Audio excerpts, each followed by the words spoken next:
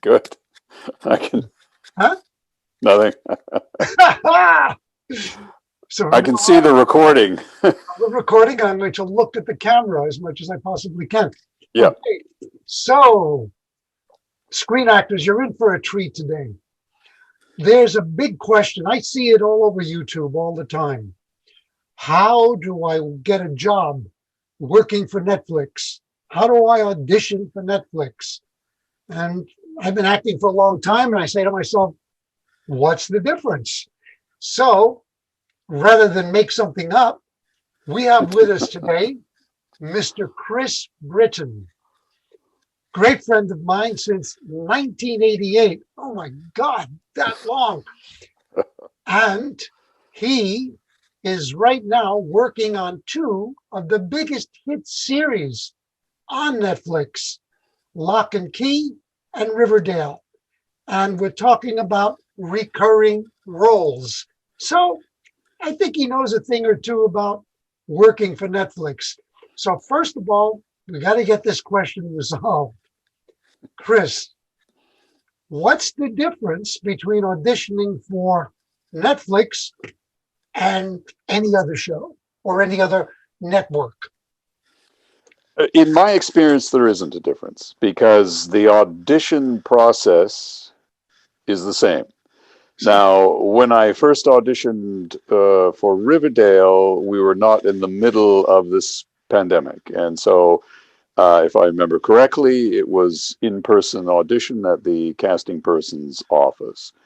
For Lock and Key, that was, I'm in Vancouver, and that show is filmed in Toronto, so I did a self-tape. Now, the question is the self-tape different for Netflix than any other series on any other platform? And the answer is no. The process is the same. You do the same type of work, the same study of the text, and the process of auditioning is the same. I think perhaps because Netflix has such a huge market share, people think that it's a different process, but it really isn't. The audition is the same.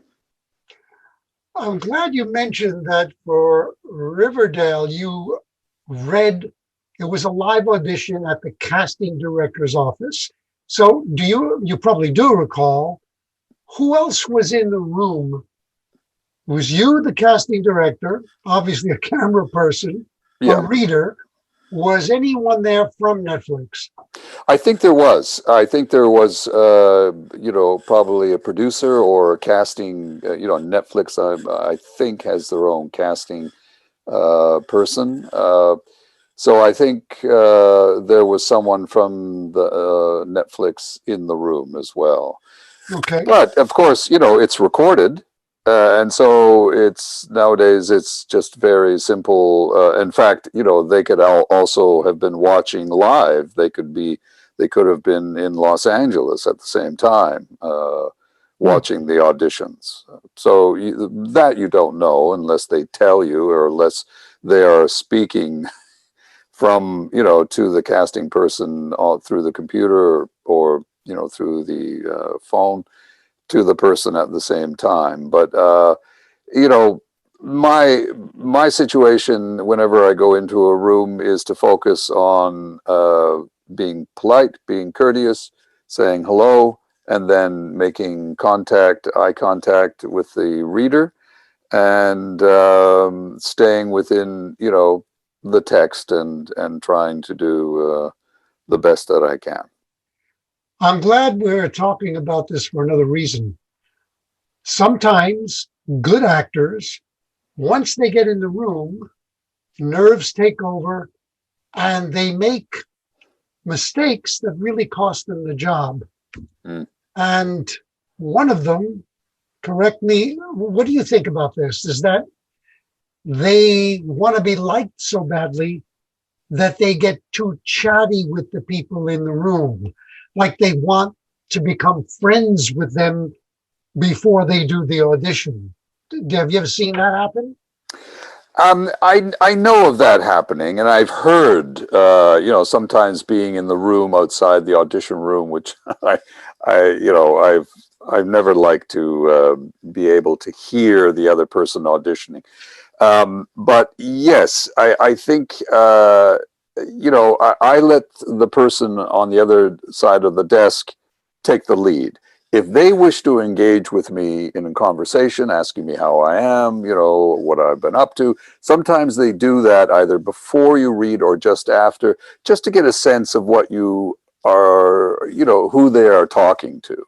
And I let them take that lead. I don't initiate that type of discussion.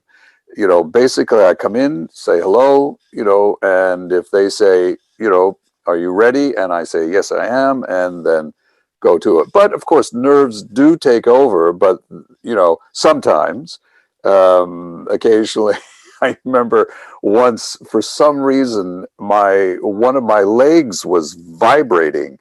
And I was thinking, I hope my pants aren't shaking at the same time. It was just, I'm sure no one saw it, but, and I just had to take a breath or two and say, yeah, all right, but that, But wasn't that the project where they liked it so much that they wrote a special character just for you, the man with the vibrating leg? yes.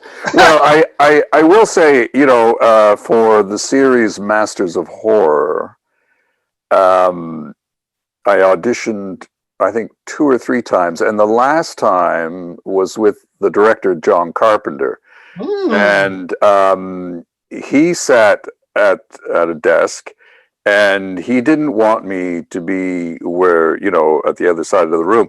I sat at the desk with him. Wow. And the reader was right beside him, and you were reading with the reader. He was right there, watching, of course. And so there was no no distance, and he was very polite and and conversational, but he wanted to see, he was really acting as the camera. He wanted to see, he was that close. I mean, he was maybe, I don't know, 2 feet from where I was across the table. Wow. And you were reading with the reader, sort of, and he was just sort of off the camera, if you want to put it that way, if you think of the reader as the camera. So that was an interesting audition, and I got that part, and my wife and I were in the same episode, as a matter of fact.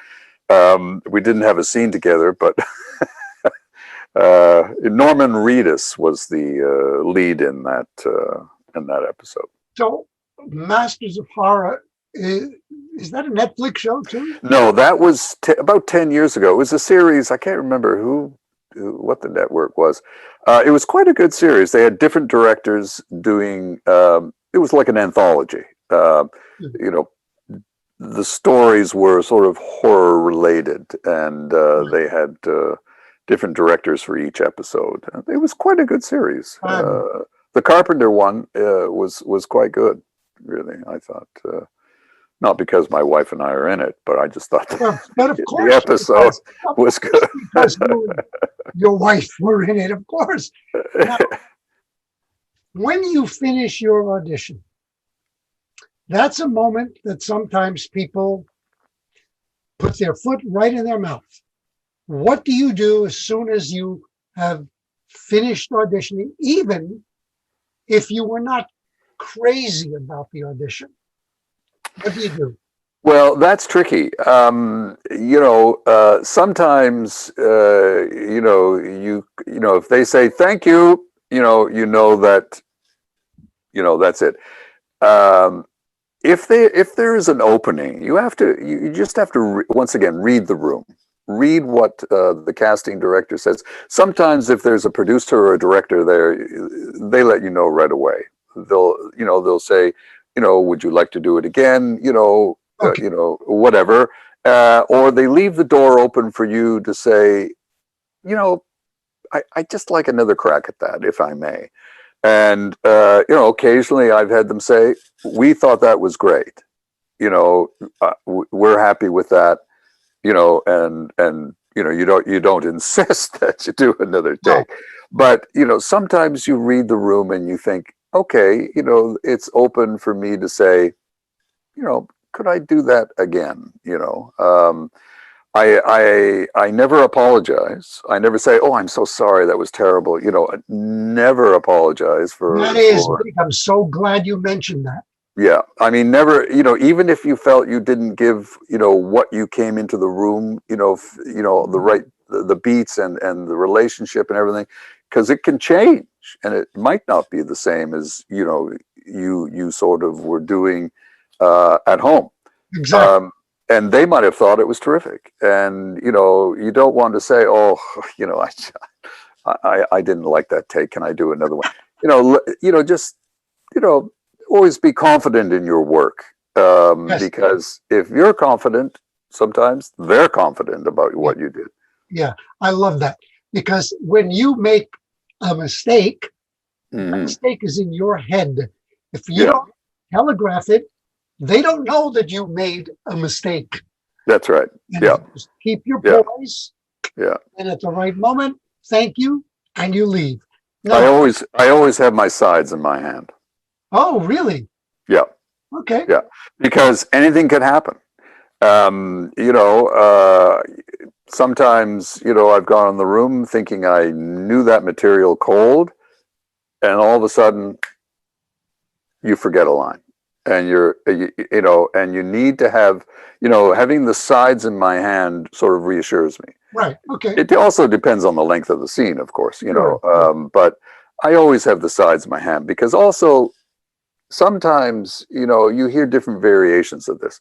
Sometimes if you come in knowing it cold, no sides with you, they think, oh, that's his final performance, that's what he's going to give on the day. I sort of like, and of course it wouldn't be because there's more time and everything. So this is a work in progress. That's the way I look at it. The audition is a step towards you know getting the job. So I think, I'll do my best up till now. And then if I'm booked, it will even be better, really, because it'll have absorbed much further into my psyche. So, I always, and it gives you, it gives me just a little touch more confidence that Right. if anything happens, if something distracts me for some reason or, anything, I have the line right there. I can just glance at it and continue on. However, And yeah, what's important is that you are off book when you get there. Like you have worked on the lines, and the sides in your hand are for you a backup. that's right. Yeah. Now, of course, sometimes, you know, you don't have time. You might get the call, at 5 in the evening to audition the next morning at 10 o'clock, and you've got, 10 pages. Um, you That's know, so, plenty of time. well, yeah. But it's sometimes that's just not, for me, just not possible, to know it cold. And so, I do the best I can. I have it on the tip of my tongue. I know, what I feel about the scene and everything, but I like to have the sides in my hand. Okay.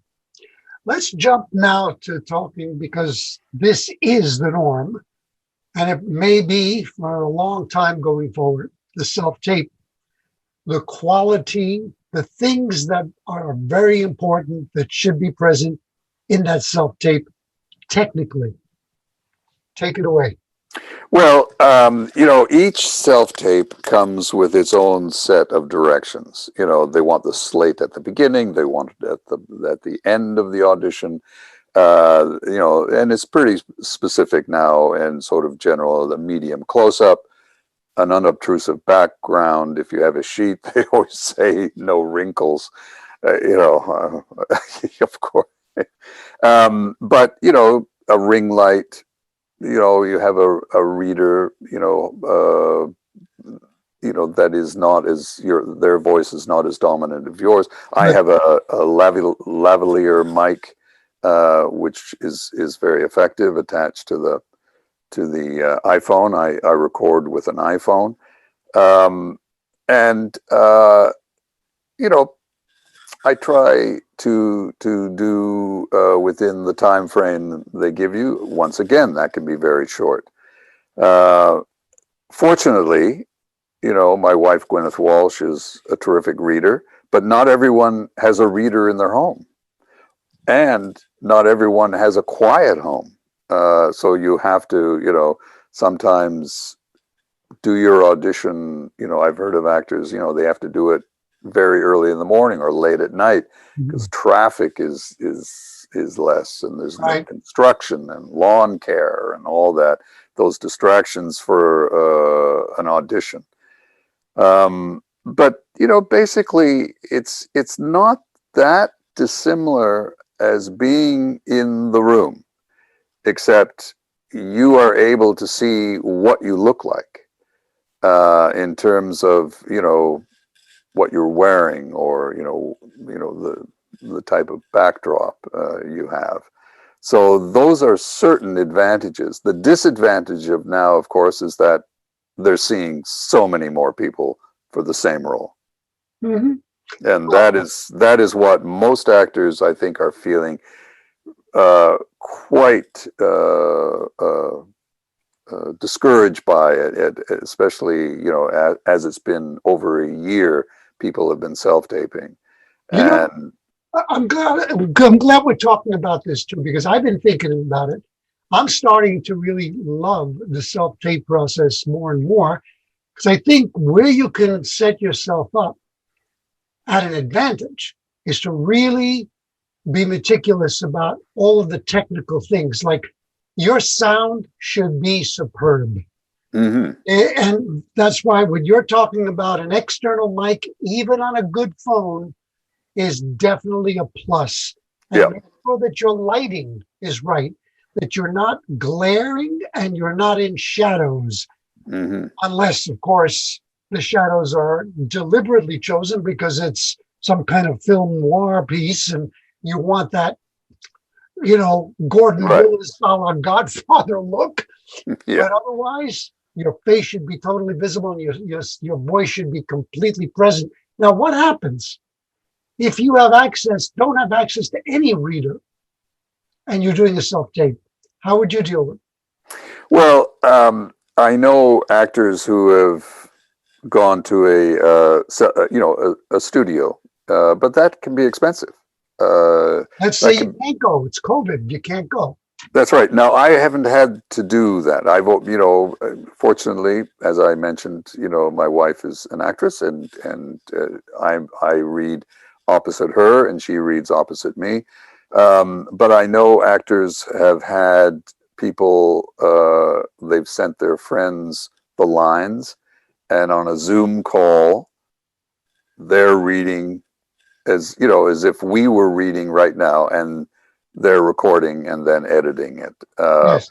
And you can have a sort of a small circle of people who live close to you that they can pop over at short notice and read with you. And if they keep your distance, there's the 6 feet and all that, you can do it, I think, with certain safety protocols in mind. Go ahead. And I read about what other actors are doing online, and those are some of the things they're doing, but it can be tricky, especially on short notice. I want to remind actors who may not know about this that you have access to professional readers anywhere in the world at any time with certain apps. And one of the leading apps right now is called Actor Trade. It's free to download. And the beauty of it is that there's a community of actors who trade their talent. In return, you will put yourself in the pool to read for someone else. Huh. And the entire thing happens on the phone. And it's even set up so that you can edit within Actor Trade and submit from there. So there's never any more of a reason you want to say, oh, I need a female who is in her early 20s. Okay. Right. Look through the community, say who's available at this time. Someone will reach out to you and you've got your reader. So there's, Yeah, that's terrific. it is. Yeah. Dylan Mooney, the actor who created that, is, I mean, to be given a lot of credit for what he's done. It's you can find it online. Yeah, like I said, that's great. If you don't know about it, download it now. It's free. Actor Trade, yes, indeed. So, getting back to okay, you want to work for Netflix. We covered the fact that if you want to work professionally, it's the same for ABC, NBC, HBO, Netflix, whatever. And it's the audition process. But there's something before that. To get an audition, you need, hello, an agent. So, right. what are the 3 things, pieces of ammunition you need to attract a good agent? A headshot. And talk about that. What should the headshot? What should be? Because people still sometimes they'll go, well, you know, I haven't got that much money. A friend of mine is going to take a picture of me, or I'll take a picture on my computer. Hello? No. So what do you say to that? Well, you know, there are, you know, friends who are pretty good photographers, but I wouldn't recommend it because of the lighting. And funny enough, I've had a professional photographer take pictures of me in a studio, and they were terrible.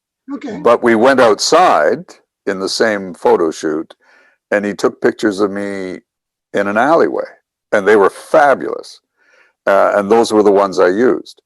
But I've also, you know, had a photographer who only took pictures in a studio, and they were all terrific, and I've used those.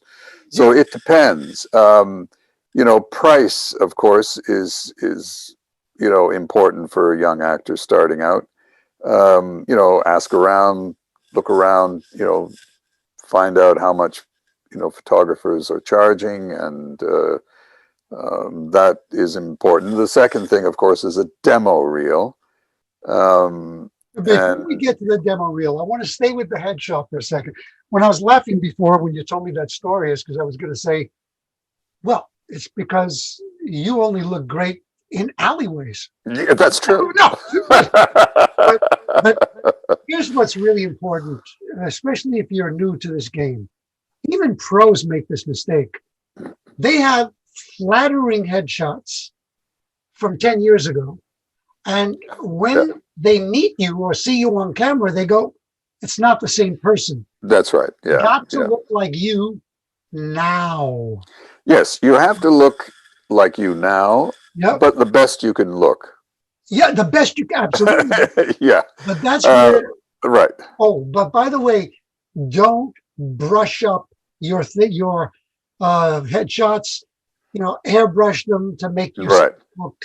You know, because it looks fake, and that used to be the norm 25 years ago. Mm-hmm. Big no-no today. Real shot of you, well lit, and it should be current. Now, demo reel. Let's talk about that. The demo reel is tricky for young actors because they, you know, some actors don't have the professional experience yet to take a clip from a show that is aired.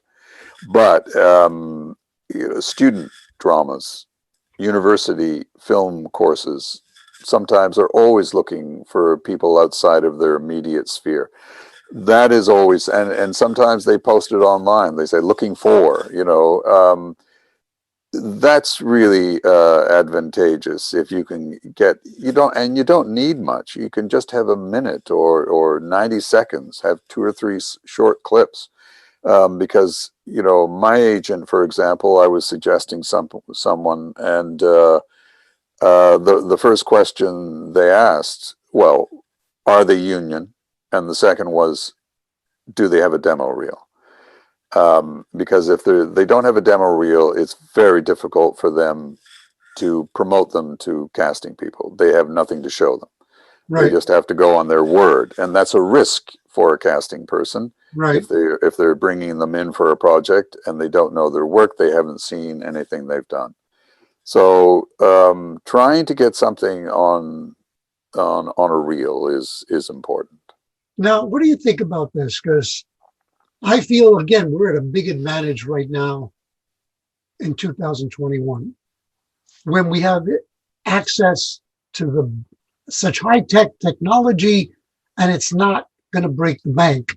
So what if actors work on really good scenes and they really get good at shooting them? I don't mean just, doing an online camera shoot, but setting something up in the home and maybe even paying a few bucks to someone who knows how to edit that with a soundtrack, with music, etc., and scenes from films. By the way, guys, if you don't know this, go to scriptslug.com. Guess what? Hundreds of film and TV scripts complete for you to download or at least to read online. I went there this morning and a couple of, what's the one, Sound of Metal, okay? Yeah. That script is already on ScriptSlug. Now, the only thing I would suggest with that idea is, if they're well-known scenes, you might suffer from comparison. Yes, absolutely. Plays people might not be so familiar with, and there are great monologues, great duologues that you can they're not theatrical. They're filmic in the Yeah. dialogue. You choose a contemporary dialogue. That's another good idea. Yeah, but the point is that you have access to the material. That's right. You'll just take a few steps. Now the other problem, of course, is that not everyone is tech savvy. A lot of people just aren't. They know how to. They have an iPhone and they have a laptop, but the editing and all the other stuff, that can be tricky. I don't accept this anymore. I'll tell you why. You don't have to be tech savvy. You can if you really are intimidated by a camera, find a friend who can at least do the basics of shooting you. Yes, that's right. Yeah. And you don't have to edit it yourself. Although I tell people who've never done any editing at all, if you can write something in Word or Pages, cut and paste, you can edit because it's just data. It's just visual data. And you'll see it's the same thing. Oh, I don't want that clip. Okay, select it, cut it, delete it. Move it here. Same thing you would do when you're writing a Word document. So it's not, look, to learn something like DaVinci Resolve or Adobe Premiere Pro, that is intimidating. Right. And a lot of actors, this is a complaint I hear all the time, is now because of COVID, the responsibility is now, and the expense is now placed on the actor to not only be tech savvy, but to purchase the equipment and to constantly be, having their own studio to audition.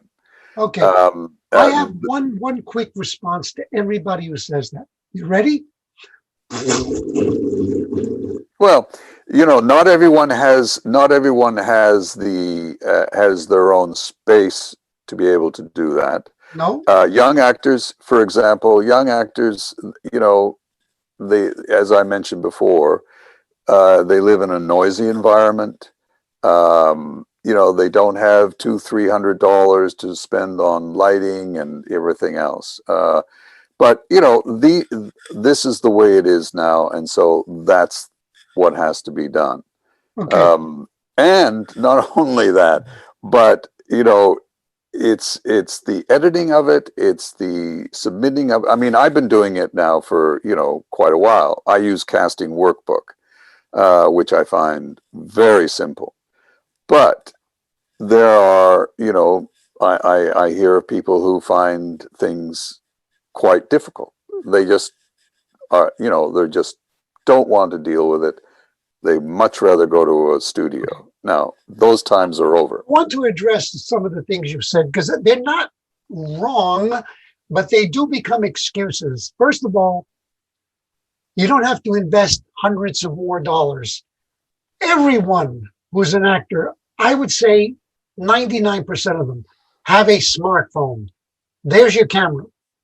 A ring light is not several $100s. You can get it on Amazon. No. Now, the answer to a small space, there are two ways to go. One is to just get a good, simple, inexpensive backdrop to cover any noisy walls up. And the other is inexpensive setup for green screen. And if green screen sounds too technical for you, just go with the backdrop. But they can do this easily. Today, if they just do a little research, there's no reason why they, by the way, submitting, guys, you have, and editing too. If you have a smartphone, they all have basic editing programs. iMovie is on I believe, on the iPhone. Yeah. And for submitting, all you need to do is go to a site called WeTransfer.com. It's free. If you put your video file in there, within seconds, they give you a link. And all you got to do is copy that link, put it in an email, and send it to whoever wants it. That's it. It's funny about editing because we never edit because we do the scene as it's scripted. And so we've never had to edit. We do it, it just starts and finishes. Okay. And you just, we've never had to piece things together or edit. Casting Workbook, it goes in the order. You can put it in the order you want. You get a title card and your slate goes at the bottom and they combine it. They also adjust the audio. Okay. And you can preview it and it submits. In the United States, it would be Actors Access. Casting Workbook, I believe, was also in the U.S. too, though. But, because it's a great, it's called the Actors App. That's the Actors App. Okay. Fine. Yeah. But it's interesting you're talking about you never edit. I just did a self-tape before you and I got on this call today. And the basic editing that I do is I put a starting and ending transition, which is simply a fade in and a fade out. And then when I'm going from scene 1 to scene 2, scene 1 fades out for half a second. Scene 2 will fade in. And that's it. Right. It's easy to do. I mean, again, and if you don't know how to do it, you get a friend that does. But the apps right now, they're designed to make it so user-friendly. I'll tell you what, if you're 22 and you can't do it, find an 8-year-old. Because an 8-year-old will know it, the technology. Yeah. All right, so you can get a reel with some imagination and determination. You can get scenes together. Definitely your suggestion, go to do a few student films, get that material together, and then start getting agents to see you. Yes, and there are also lots of non-union films, and a lot of young actors are not union yet, and which I would encourage to become union as soon as it's possible for you. But until that time, there are lots of non-union films being cast, and that's another opportunity to look at. And in terms of editing, the only time I really do any editing is when I do voiceover work. I use Twisted Wave. That's just one software that I use, and I do a fair amount of editing with that, taking out breaths and noises or anything else, and or shortening it, lengthening it. That's when I use editing software. Oh, guys watching, you probably have noticed that Chris has a wonderful voice. Well, he is a very accomplished voice actor, and in the animated series X-Men, you are Mr. Sinister. Mr. Sinister. So you're meeting. Yes. He doesn't look sinister today, does he? He's a nice guy. Well. Why don't you tell us a little bit about the role that you play in in Locke and Key? Locke and Key, is basically takes place in a house, and it's a family, and I play a ghost who is the great-great-grandfather of one of the young leads. And my scenes so far have been in a graveyard, which is appropriate for someone my age. And for ghosts, not someone your age. And I was in I think episode 4 in season 1, and I'm in season 2. I won't say any more about that because it hasn't been released yet on Netflix. But he's sort of the older patriarch of the past who died a number of years ago, and the Locke and Key is about ghosts and demons and coming back into the present, and the key to another world. It's a very successful series and very well done. Shot in Toronto. And Locke, by the way, is L-O-C-K-E because it's the family name. Yeah, I play Chamberlain Locke. Chamberlain Locke. I love it. I would never get cast as a Chamberlain. No, not in this hemisphere. But anyway, in Riverdale, your real name is Chris Britton. Yes. In Riverdale, you play Judge Britton. Yeah. Yeah. I know. That's wonderful.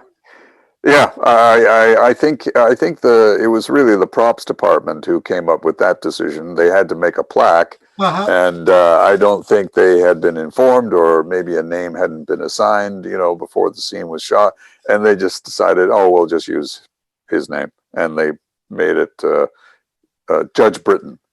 Right. And everyone just stayed with it, went with it, I love it. Yeah. Another thing that comes up for actors, they get insecure, is that there's a lot of buzz about, you should live in a city where the major casting for these shows is being done. Well, you heard Chris say that the show is shot in Toronto, Canada.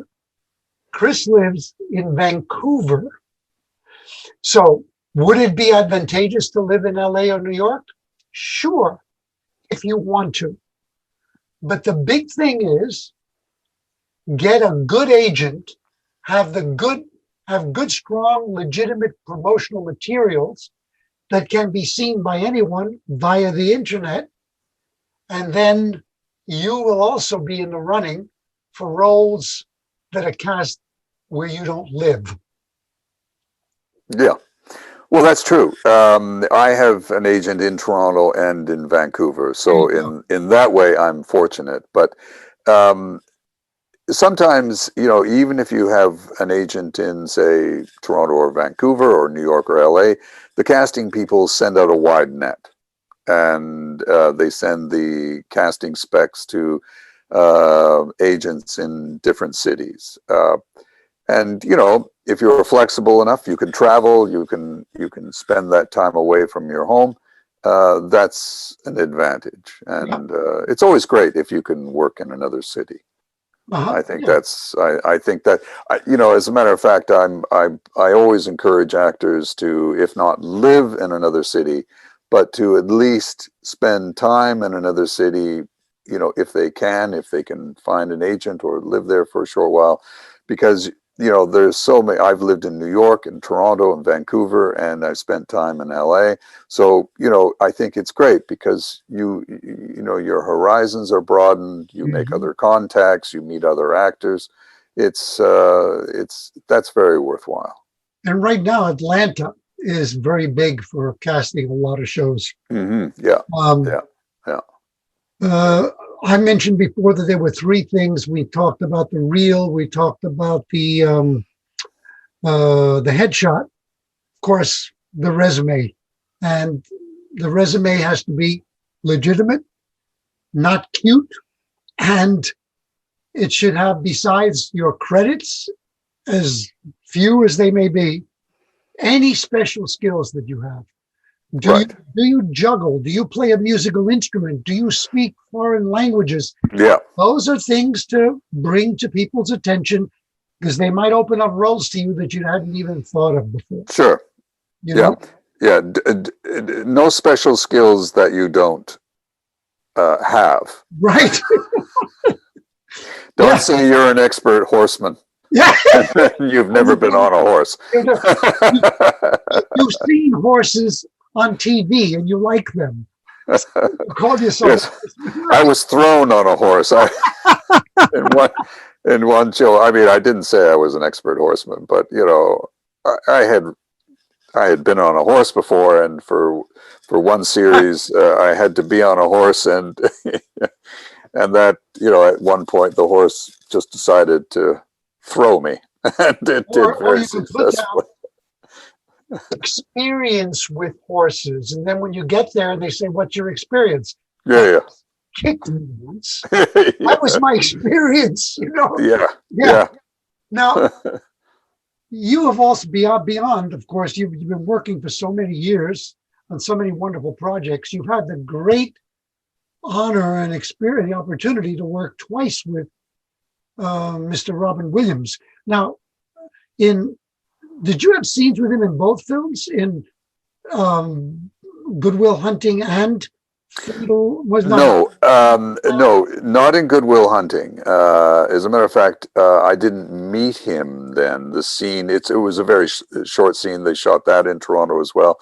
Ben Affleck, and of course, no one knew who Ben Affleck was, and everyone knew who Robin Williams was, of course.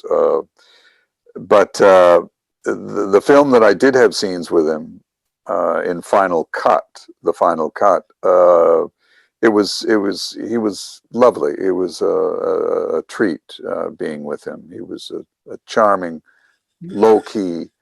Low key. Yeah, very low key, very quiet. Wow. The part he was playing was also that. It was a dramatic film. But we bonded in a way over bike racing because he was a big fan of bike racing, and I Ah, used to race bikes when I was in my teens, and I always followed the Tour de France and all those bike races, and so that was sort of a meeting point for us, and yeah, I had two scenes with him what a in that film. wonderful what a wonderful thing to have in your career. I mean, the guy he was a treasure. He just Yeah, he was. wow. Yeah, he was. And Yeah. of course, one of your favorites I know is Deacons for Defense. A Yeah. Yeah. wonderful actor, Forrest Whitaker, and you had scenes with him. Yes. Yeah, that was based on the true story of the blacks in Louisiana who armed themselves against the KKK in the mid '60s. So that was a project that really had a really great feeling about it. I remember at the table read, I was one of maybe, I know, two white actors at the table. The director was black, Bill Duke. Ozzie Davis, who marched with Martin Oh my Luther God. King, He was was there? sitting beside me. Oh, Forrest Whitaker was across the table from me. And I played the Grand Wizard, the head of the local KKK, clan. So I had to say some very unpleasant words, I remember out of my peripheral seeing Ozzie Davis looking at me like like this, and I remember I sort of broke out in a cold sweat, because you just don't like to say those words, but you no, but have to. that And was a I compliment. looked up at the head of the table where Bill Duke, the director, and he was laughing away because he knew how uncomfortable I was saying these words, especially, for the first time around a table with, such terrific actors. But you But, know what? Ossie Davis giving you that look was a compliment because that means that you were real. Perhaps I didn't ask him, but I felt, oh my God, this is someone who marched with Martin Luther King, and anyway, but it was it's a worthwhile film to see, Yeah, because I it's know. an I remember your interesting scene. part of our history. I Well, remember in your scene the too. U.S. That scene Yeah. with him when you were confronting him. Yes, with a gun in his head. If I didn't know you, I'd say, "Wow, this he's a piece of work. He's pretty nasty." Um, by the way, you know that Bill Duke is gone now, Yeah. but he was also a wonderful actor. Oh yeah, yeah. He was in a movie called by the Hughes brothers, Menace to Society. He Yes. played a detective. Right. Man, what a presence! Because he was interrogating the lead guy, Yeah. played by Lawrence Tate, and whoa, was he ever scary! Yeah, no, he was, physically. I mean, he was 6'5" or something like that. He was, Wow. but a charming guy, a lovely guy. Mhm. But yeah, I'll never forget that table read. And of course, this interview would not be complete without the presence of your lovely wife. Oh yes, yes, So Gwyneth. Yeah, please tell yeah. us who she is and Well, her some of the stuff she's done. Gwyneth Walsh. She is Canadian, but packed up the car and drove down to LA when she was in her mid-20s and spent 15 years there, and did she was on NYPD Blue, was she? No, not Law and Order, but a number of those other law series. She was in Star Trek. She was one of the Duras sisters. She was Bator in that. And she only left LA because she was offered the one of the regular roles on Da Vinci's Inquest, a series that shot up here for a number of years. And she played Patricia Da Vinci, the pathologist, and that brought her back to Canada, back to Vancouver. And she's done. Her IMDb is quite extensive, and she has done a lot of theater. She's been at Stratford. She has two things on Netflix: Yes, she's on Virgin River and Man in the High Castle. Oh, Man on the High Castle, and she was in Black Summer. Wow, that's right. Three projects. Black Summer. Gwyneth Yeah, Walsh. yeah, Gwyneth Now, Walsh. Yeah. Chris, would you be willing to make available? I can put it into the video after when I edit your headshot and maybe a link to your demo reel to show people how you promote yourself. Well, they can, just, chrisbritton.ca, and there's my website, and Okay, good. my photo is there, and my demo reel, and all my voice animation stuff is on there. Fantastic. Yeah. And Britton, guys, is Britton. O-N. Yeah. Chris chrisbritton.ca, right? That's right. Okay. Yeah.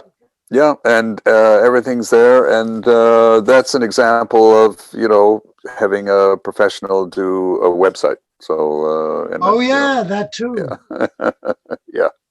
So Uh, any final words to our uh, aspiring stars? well, if you love it, you will know it because it will keep you going and keep plugging away.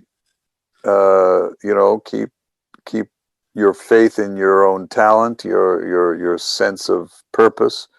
Um, don't be discouraged because a lot of every actor has rejection. Every actor goes through the ups and downs. And I would also recommend for young actors, try everything. Try voiceovers, animation, take comedy workshops. You might find comedy is your niche. Uh, take acting classes. Find out who are the best teachers in your city, in your neighborhood. Go to them. Take classes. Work with other actors, especially when you're younger. And if you are if you can be part of a university course in theater, take that as well. That's what I did, as well as studying in New York with Udo Hagen for a brief period. Um, I took a lot of classes in my 20s, and so that's what I would suggest. Beautiful. Thank you so much. This It's been was a pleasure. Yeah, not only valuable, but it's been a lot of fun. Thank yeah. you. Okay, Lewis.